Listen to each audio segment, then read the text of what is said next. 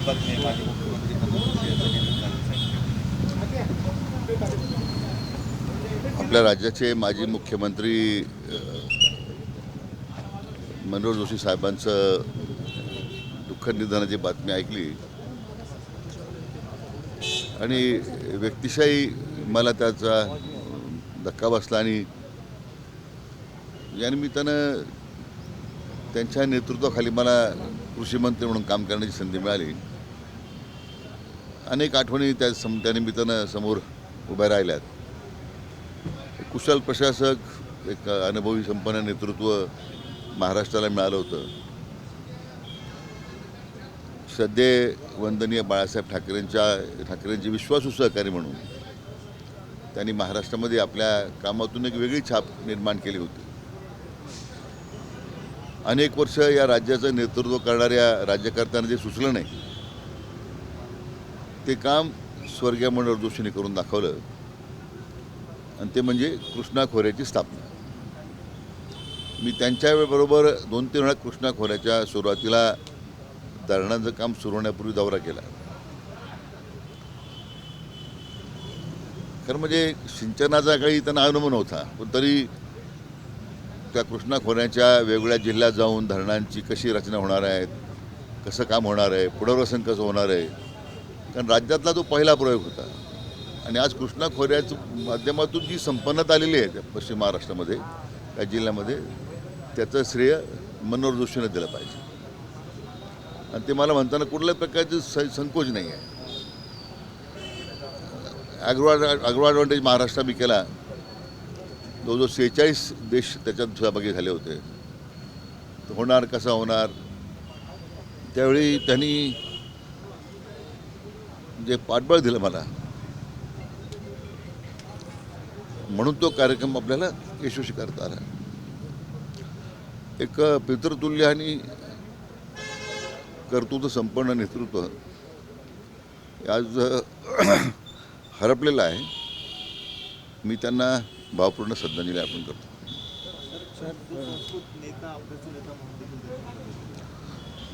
कसं आहे, महापौर ते लोकसभेचे अध्यक्ष म्हणून त्यांचा जो प्रवास आहे तो सगळ्यांच्या स्मरणात राहणारा अशा प्रकारचा प्रवास राहिला. मी म्हटल्याप्रमाणे महाराष्ट्राच्या राजकारणामध्ये मुख्यमंत्री म्हणून मी त्यांना जवळून अनुभवलं. मी एक उत्तम प्रशासकही होते ते आणि प्रचंड अभ्यास. लोकसभेची त्यांनी जी लिहिलेली डायरी आहे ती पुष्कळ गाजली. मला वाटतं सुशील, मी म्हटल्याप्रमाणे अनुभव संपन्न,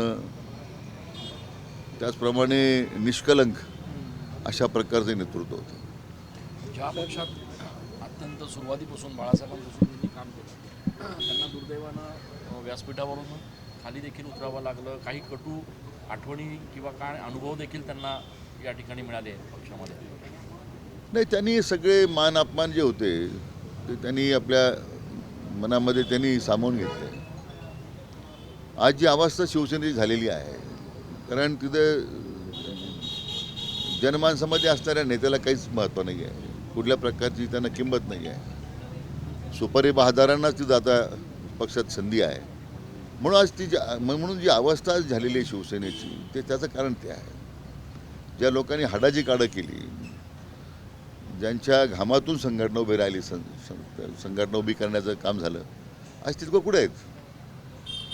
बऱ्याच त्यातली ज्यांच्यावर मला काम करण्याची संधी मिळाली, मग दत्त नरवडे आहेत, ते विधानसभेचे अध्यक्ष होते, किंवा मला वाटतं त्यावेळेचे विधान परिषदेत प्रमोद नवलकर होते, किंवा अनेक अशा लोकांच्या बरोबर संधी मिळाली. पण आज ती शिवसेना संपलेली आहे. शरद पवार गटाला तुतारी हे चिन्ह मिळालेलं आहे. खरं तर त्यांनी जे काही मागितले होते 3 त्याच्यापैकी कुठलंच न मिळता तुतारी हे चिन्ह त्यांना मिळाले. नाही, आता तो निवडणूक आयोगाचा निर्णय आहे, त्याच्यात काय भाष्य करणार आपण. त्यांनी आता शेवटी चिन्ह देण्याचा अधिकार सर्वस्वी निवडणूक आयोगाचा आहे. उद्यापासून पुन्हा एकदा मराठा समाजाचं आंदोलन सुरू होतं आहे. राज्यभर रास्ता रोको आंदोलन होणार आहे. खरं तर अधिवेशनामध्ये हा प्रश्न जवळपास सुटलेला होता, तरी देखील मनोज जरांगे आंदोलनाच्या भूमिकेवर होता. खरं इतका मोठा ऐतिहासिक निर्णय विधानसभेमध्ये एकमतानं आपण पारित केला. आणि त्याच्यामध्ये समाज बांधवांची जी भावना होती की 10% आरक्षण आता मिळालेलं आहे. आता भविष्यात या वाटचालीमध्ये आणखीन मोठं आव्हान आपल्यासमोर सर्वोच्च न्यायालयातल्या त्या न्यायालयाच्या समोर आता आपल्याला निकाल मिळाला पाहिजे. आता ह्यामध्ये जो डाटा आपण गोळा केलेला आहे तो पूर्वी सॅम्पल सर्वे होता. आता तर आपण एवढा प्रचंड डाटा गोळा केलेला आहे की मला वाटतं त्या डाटामुळंच मागासवर्गीय आयोगाच्या शिफारशीनं हे 10% आपल्याला आरक्षण देता आलं. मला वाटतं जरंगे पाटलांनी आता थोडा हट्ट सोडला पाहिजे. त्यांनी हा प्रश्न प्रतिष्ठेचा करण्यापेक्षा आता समाज बांधवांना आरक्षण मिळालं ते कसं टिकेल या दृष्टीने आता सगळ्यांनी मिळून प्रयत्न करण्याची गरज आहे. त्यांनी जे उद्यापासून आंदोलनाची जी हाक दिलेली आहे त्यांनी ती मला वाटतं मागे घेतली पाहिजे. कारण नसताना समाज बांधवांची मनं दुखवण्याचं काम त्यांनी करू नये अशी त्यांना माझी विनंती आहे. सर, आजचा तुमचा दौरा पूर्ण राजकीय आहे. ठिकठिकाणी तुम्ही बैठका घेणार आहात.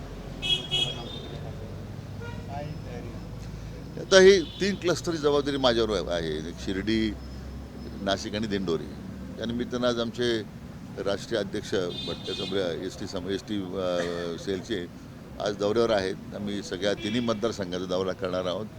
आज वेगवेगळ्या संघटनेच्या स्तरावर जी मांडणी करण्यात आलेली आहे, बूथ प्रमुख आहेत, नंतर मंडल प्रमुख आहेत, वेगवेगळ्या आघाड्यांचे प्रमुख आहेत, तर त्या सगळ्यांची चर्चा होईल. मग आता काय त्यांची भावना आहे, काय त्यांच्या कोण सूचना येतील त्याचा विचार करू आपण. भाजपच्या शिंदे गटाकडे आहे, म्हणजे विद्यमान खासदार शिंदे गटाचे, पण ती जागेवर भाजप दावा करतात. स्थानिक पदाधिकाऱ्यांची मागणी आहे. नाही, मागणी तर आहे, त्याच्यात काही मागणी करण्यामध्ये काहीच गैर नाही आहे. शेवटी असं आहे की आज भारतीय जनता पक्षाची ताकद नाशिक शहरामध्ये, नाशिकच्या या परिसरामध्ये सगळ्यात जास्त आहे. परंतु शेवटी आता आपण महायुतीमध्ये काम करतो आहे आणि तो निर्णय पक्ष नेतृत्वानं आता तो घ्यायचा आहे. आम्ही त्यासाठी पक्षाकडे आम्ही मागणी करणार आहोत. साहेब, सुनेत्रा पवार आणि सुप्रिया सुळे या एकमेकांसमोर बारामतीमध्ये उभ्या टाकणार हे चित्र बघायला मिळत आहे. एकूणच या संपूर्ण लढतीमध्ये काय मिळतं तुम्हाला काय वाटतं, नेमकं कशा पद्धतीची आता ती लढत आता जी असं आहे की आता अजितदादांनी एक स्वतंत्र भूमिका घेतलेली आहे आणि त्यामुळे त्या भूमिकेला अनुसरून ती आता बारामती लोकसभा लढवणार आहे.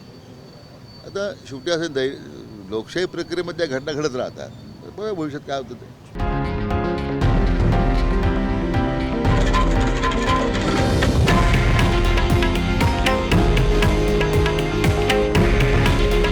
हे आहे देशातील नंबर 1 न्यूज नेटवर्क आणि आपण पाहत आहात TV9 मराठी. काळजी तुमची, हित महाराष्ट्राचं.